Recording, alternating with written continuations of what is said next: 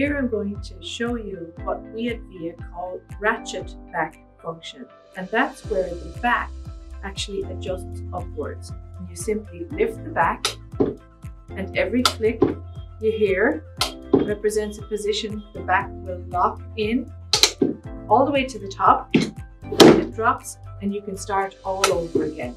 And what it allows you to do is adjust the height of your lumbar support.